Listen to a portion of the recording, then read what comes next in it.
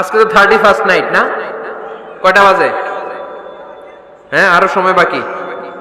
12টা বাজতে বাজতে আরো দেরি অনেক। এখানে পটকা টটকা ফুজায় নাকি? বোমা টোমা কিছু নাই না? মাশাআল্লাহ, সুজানগরের লোক তো খুব আল্লাহওয়ালা দেখি। আল্লাহ কবুল করুক। এই যে নতুন বছরের জন্য প্ল্যান নেন, ঘরটারে কি করে সুখী সমৃদ্ধ বানাবেন। ঘরে কোরআন তেলাওয়াত করুন। কি তেলাওয়াত? কোরআন তেলাওয়াত নাই, ঘরে তেলাওয়াত নাই, ফজরের পরে তেলাওয়াত নাই, সব ঘুম আর ঘুম, আছে না নাই? তো রহমত বরকত ঢুকবে কেমনে? ঘরে কোরআন তেলাওয়াত করুন। হাজবেন্ড তার ওয়াইফকে কোরআন তেলাওয়াত শোনাবে, ওয়াইফ তার হাজবেন্ডকে শোনাবে, বাবা তার সন্তানকে শোনাবেন, সন্তান বাবাকে শোনাবেন। প্রতি মাসের জন্য একটা সূরাকে নির্ধারণ করুন যে আমরা সবাই মিলে এই মাসে এই সূরাটা মুখস্থ করব। পারা যাবে?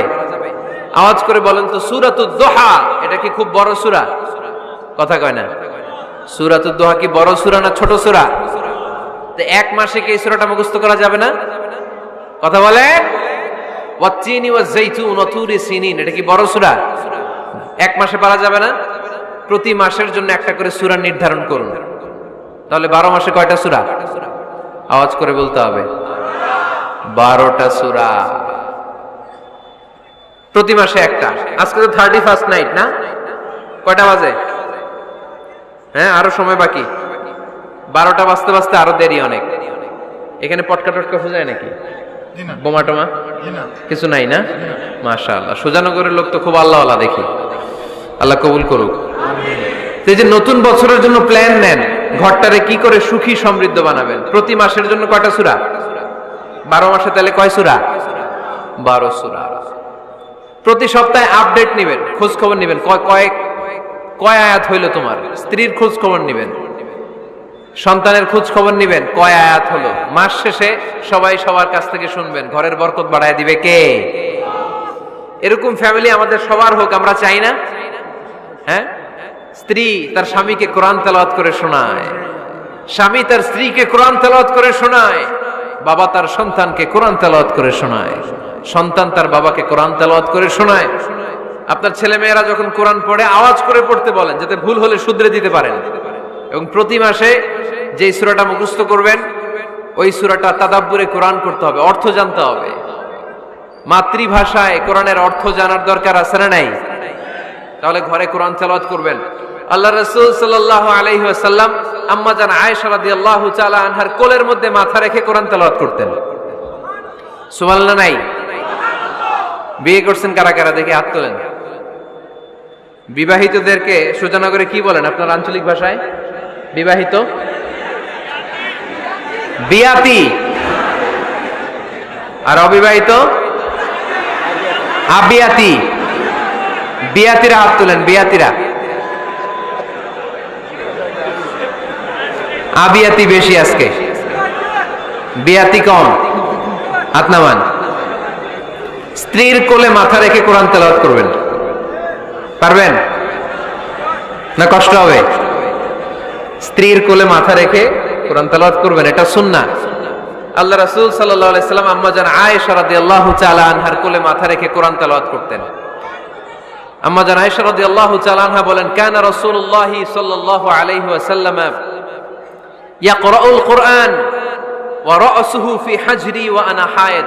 আমার মাসিক চলা অবস্থায়, মেনস্ট্রুয়েশনাল পিরিয়ড চলা অবস্থায় আমার কোলে মাথা রেখে বিশ্বনবী কোরআন তেলাওয়াত করেছেন, আর আমি শুনেছি। চিল্লায় পড়েন সুবহানাল্লাহ। ঘরে শান্তি নাই, কারণ কোরআন তেলাওয়াত নাই। তো কোরআনের তেলাওয়াতও নাই, শান্তিও নাই। আল্লাহর হাবিব সাল্লাল্লাহু আলাইহি ওয়াসাল্লাম বলেছেন, সহিহ মুসলিমের হাদিস, লা তাজআলু বুয়ুতাকুম মাকাবিরা, তোমরা তোমাদের ঘরটারে গোরস্থান বানিয়ে রেখো না। ফা ইন্না শাইতানা ইয়ানফিরু মিনাল বাইতিল্লাযী তুকরাউ ফীহি সূরাতুল বাকারা, কারণ শয়তান ওই ঘর থেকে দৌড়ে পালায় যেই ঘরে সূরাতুল বাকারা তেলাওয়াত করা হয়। সুবহানাল্লাহ পড়েন। এজন্য ঘর উদ্বোধনের সময় কোন সূরা পড়তে হয়? সূরা বাকারা। চিল্লায় পড়েন কোন সূরা? আওয়াজ করে পড়েন কোন সূরা? নতুন ঘর করছেন, নতুন দোকান করছেন, নতুন ফ্ল্যাট কিনেছেন, কোন সূরা পড়বেন? সূরাতুল বাকারা। শয়তান ওই ঘরে থাকে না। সহিহ মুসলিমের আরেকটা হাদিসে আল্লাহ রাসূল সাল্লাল্লাহু আলাইহি ওয়াসাল্লাম বলেছেন, ইকরাউ সূরাতাল বাকারা, তোমরা সূরা বাকারা তেলাওয়াত করো। ফা ইন্না আখযাহা বারাকা, যে সূরা বাকারা পড়ে আল্লাহ তাআলা ওই ঘরটায় বরকত দেয়, ওয়া তারকাহা হাসারা, আর যে সূরা বাকারা পড়ে না সে খালি আফসোস করে, ওয়ালা ইস্তাতিউহাল বাতালা, কোন জিন, কোন পেতনি, কোন ব্ল্যাক ম্যাজিক, কোন জাদু টুনা বান ওই ঘরের কোন সদস্যকে কোনো ক্ষতি করতে পারে না। আবার সূরা বাকারায় একটা আয়াত আছে, কোরআনের সর্বশ্রেষ্ঠ আয়াত, বলেন তো আয়াতটার নাম কি? আওয়াজ করে বলেন, কোন আয়াত? আল্লাহর হাবিব সাল্লাল্লাহু আলাইহি ওয়াসাল্লাম বললেন, মান কারা আয়াতাল কুরসি দুবুরা কুল্লি সালাতিন মাকতুবা, প্রত্যেক ফরজ সালাতের পরে যে ব্যক্তি আয়াতুল কুরসি পড়বে তার জান্নাতে যাওয়ার ব্যাপারে আর কোনো বাধা থাকবে না। একটা মাত্র বাধা ছাড়া, সেটা হচ্ছে মরণ। লোকটা মরে না তাই জান্নাতে যায় না, মরলেই জান্নাতি। আওয়াজ করে পড়েন আল্লাহু আকবার। তাহলে সংসারে শান্তি আনার 5 নাম্বার পদ্ধতি হচ্ছে ঘরে কোরআন তেলাওয়াত করতে হবে। তাহলে ঘরে সুখ শান্তি আর সমৃদ্ধি আনার 5 নাম্বার ফর্মুলা হচ্ছে ঘরে কোরআনের তেলাওয়াত লাগবে। এখন কোরআনের তেলাওয়াত নাই, কোরআন আমরা শিখাতে চাই না, আছে না নাই? আমরা এখন ধর্মপ্রাণ হয়েছি কোরআন ছাড়া। কি ছাড়া? ধর্মপ্রাণ, ধর্মপ্রাণ, আমরা বড়ই ধর্মপ্রাণ, নামাজ রোজার কিছু নাই, ভুলেও ধরি না কোরআন। ধর্মপ্রাণ, রোজ সকালে শুনতাম আগে আল কোরআনের বাণী রে, আল কোরআনের বাণী, এখন শুনি সারে গামার দীপ্ত ফ্যান ফেনানি।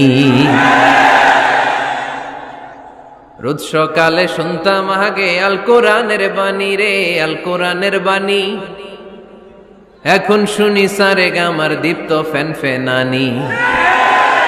ধর্মপ্রাণ মুসলমান আজকাল হয়েছে মডার্ন। ধর্মপ্রাণ, ধর্মপ্রাণ, আমরা বড়ই ধর্মপ্রাণ, নামাজ রোজার কিছু নাই, ভুলেও ধরি না কোরআন। ধর্মপ্রাণ, ঠিক কি না? প্রতিদিন কোরআন শিখায় যে তার পকেট যায় ফাঁকা রে, তার পকেট যায় ফাঁকা। সপ্তাহে 2 দিন গান শিখায় যে নেয় তো 1000 টাকা। ধর্মপ্রাণ মুসলমান আজকাল হয়েছে মডার্ন। ধর্মপ্রাণ, ধর্মপ্রাণ, আমরা বড়ই ধর্মপ্রাণ, নামাজ রোজার কিছু নাই, ভুলেও ধরি না কোরআন। ধর্মপ্রাণ, এরকম ধর্মপ্রাণ আমরা কেউ হতে চাই? প্রতিদিন ফজরের পরে আমার ঘর থেকে কোরআন তেলাওয়াত হোক, আমরা চাই কি চাই না? ঘরে সুখ সমৃদ্ধি আর শান্তি আসার মাধ্যম হচ্ছে কোরআন তেলাওয়াত করা। ঘরে কোরআন তেলাওয়াত বাড়ায় দেন, ঘরে শান্তি বাড়ায় দিবে কে?